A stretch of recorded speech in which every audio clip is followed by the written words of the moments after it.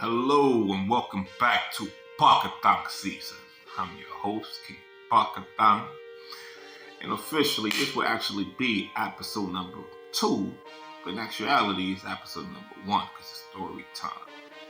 Now I got thousands and thousands and thousands of stories to talk about. Now, which one should I talk about now? I'm gonna give you a very good one. I'm working at this location. Very dangerous. It's located in Miami. I'm the lead armed guard. My alias over there was called the Punisher. Nevertheless, we had this one particular individual inside the establishment. This place, as a matter of fact, not too far away from King of Diamonds. It's not King of Diamonds, but it's not too far away from King of Diamonds. If you know anything about strip clubs, or the whole club thing in Florida, you will know there's a particular block. And there was King of Diamonds, then you pass a certain strip club, and then you pass another type of strip club that was more established, we're gonna say. It's more police protected. They ain't want no mercenary type protection. Nevertheless, so you know what I'm talking about, This particular night, I have this one individual. Mind you, I don't know this person from a hole in the wall. Not from a hole in the damn wall. Go inside there. This person, he had a problem with some individual. This man is all up in the problem, trying to jump up in the problem, ask him what the problem is about. I'm telling him, this is not your dilemma, sir. Please do me a favor, go back inside, enjoy yourself. You came here to have a good time, just have a good time. It wouldn't be no more than an hour later. The man is inside the building. He's choking up cocktail waitresses. I can't make this up. This man choking up cocktail waitresses.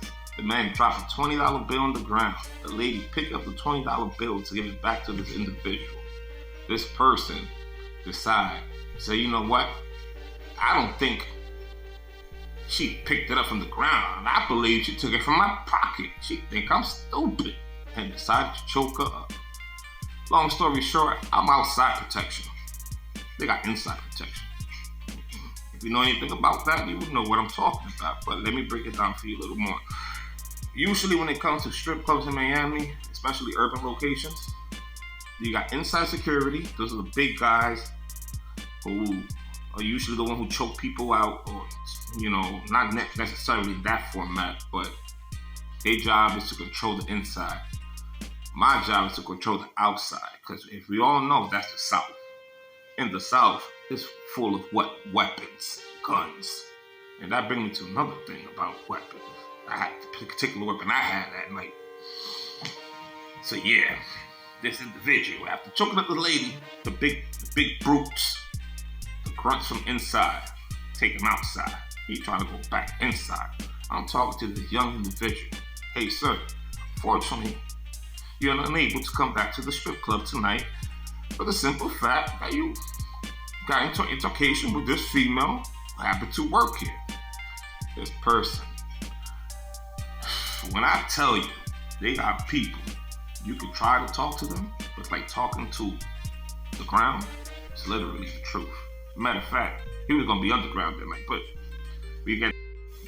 So yeah, basically, I let the man know he was not gonna get back in, no way on earth. I let him know this is King of Diamond right down the road. He gonna go to Coco's, which is not too far away from there. He's not going back to the establishment. I'm talking to the man, playing with the man. Listen, you got family. It's not worth it. Go home. He jumped in his vehicle, go to his house, which is located in Opalaka. Strap up a body armor, grab an assault rifle, jump back in his vehicle, which is a drop-top vehicle. Drive in front of the club, scope out the club, driving up the ramp. There's a ramp to go to the I-95. If you know anything about these clubs, you know what I'm talking about. The man started popping shots at the front door. Pop, pop, pop. I'm thinking I'm going crazy because I'm in a video game, I'm not tripping. Long story short, he's really shooting. The man, I look at him, he look at me now. Now, We lock eyes. He start turning that AK-47 towards me now. Now I'm in fear for my life. Before I can even go for my weapon, he shoot around toward my direction. You gotta laugh at fear.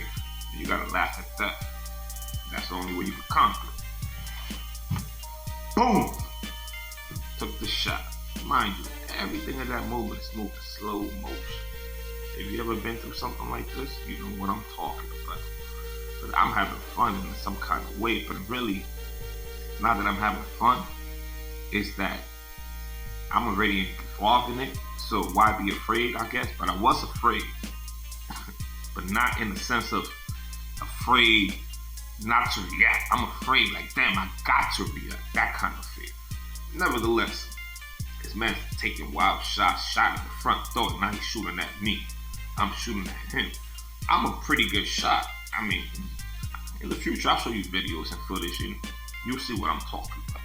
I think I'm a pretty good shot. I've been known to be a great shot. I'm peppering him up. Pop, pop, pop, pop, pop, pop, pop. He's getting hit, but he's not dropping. He's on top of his vehicle, inside his vehicle, on top of his seats, but he's not dropping. I'm saying this guy must be a zombie. I heard about zombies in Miami. We all seen the news before about zombies in Miami. Zombies in Miami. Okay, fine. So, man, I'm taking shots at him. Pom, pom, pom, pom, pom. Empty the mag. The man leaves in his vehicle. I'm like, yo, if I start tripping or what? Am I a horrible shot? Did I freeze? What happened? You won't believe it, man. You won't believe it. The next day, I'm purchasing a BMW. I love BMW. Brooklyn Most Wanted. That's what I call it. Or I could say broke man walking. But nevertheless, I pick up a BMW. I get a phone call while I'm in the dealership. Who is calling me? It's my boss. My boss is telling me, hey, Punisher, you gotta report to the office. I said, for what's the reason? I said, well, you know that shootout you got involved yesterday? I said, yeah. Oh, I'm sorry. I jumped a lot. I called the police after that happened. The police came. Then another incident happened where another shootout happened. Police left. They left everybody stranded. They never came back. It was almost 6 o'clock in the morning. They never came back. They come back the next day because that's how they do in these urban clubs in Miami. There's a shootout out there. There's no police officers over there. That's not their problem. They're gonna wait until everything is over. They're gonna pick up the bodies in the shelves and lock up whoever they gotta lock up. That's the way it works. Not the way how you think it works. You know, just because you paid for a cover charge and you pay for this, you pay for that, yeah, you're gonna be protected to a certain extent. But still at your own risk. Nevertheless, back to the story. So I get the phone call. Who happened to be my boss? He's telling me I gotta report to the office for the simple fact that the man is in the hospital. And if I don't report the crime, which I was trying to do that morning, I will be arrested for attempted murder. And if the man dies and I ain't make a report before then, it's capital murder. And we all know Florida got the needle. It's capital murder. They got the needle. So I'm like, damn. So I rush over there, go get my vehicle. I'm all shook up because I'm like, damn, I think I'm going to be locked up for the rest of my life and defending myself. Get over there. They talking about the whole scenario, the whole shooting, the whole everything. I told them where everything that happened. Now I'm feeling like I'm the bad guy for doing my job. That's another thing about doing these types of jobs. That, okay, you might get paid cash money every night, or it might be food, you might be dealing with celebrities, you might be dealing with exotic looking females, beautiful looking females, from the outside at least. You're going to be seeing exotic vehicles too. You know, you're going to be getting tipped out. You might go home one night with $2,000. You know, you might make new connections. You might go get yourself a little IG model. Who knows? A lot of things you could do. But I'll tell you what, I also got friends who've been shot with no health insurance, wheelchairs that can't do nothing. Nevertheless, back to the story. So this individual shot the hell up. He's in the hospital. This man, I Apparently the story is, this man took the vehicle from his girlfriend. His gang had shot his friend who he grew up with. They both grew up together. His gang killed his best friend who he grew up with. And his gang was like, listen, man, you part of our family also. That's another thing about gangs. And I don't got no problem with gangs. But also, you gotta take it the way you think it is. Because honestly, it's not all the way you think it really is. So this dude is part of a gang. His gang killed his childhood friend. His childhood friend was all up in his mind the whole time. He couldn't get out of his mind. All he could think about his childhood friend. They gave the man, hey, you know what? Here's $300. Here, take a couple of Xanax. You know, go out there, try to forget about it. That's what the man did. He went to the strip club to try to forget about it. Because his gang killed his childhood friend. His gang killed his childhood friend. He comes to the club to try to forget about it. Get in an altercation, get in a shootout with security. Get shot legally. The man jumped the back wall of a hospital. Trying to lie that he got shot somewhere else. You know, which was way far away where they had a hospital really nearby where he was at the other location. So it made no sense whatsoever.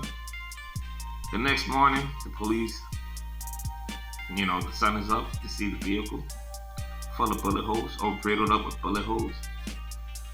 And his body armor all shot up.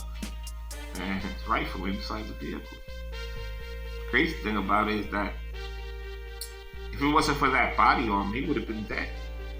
Legally. Not only he got shot, but also on top of that, now he was arrested. Boy, oh boy, oh boy. But I'm gonna tell you something else besides that. After that, remember I was telling you the story about I had an ex-girlfriend who shot at me with my own pistol, and I got arrested. But guess what? Guess who I bump into in jail? It might be the next story.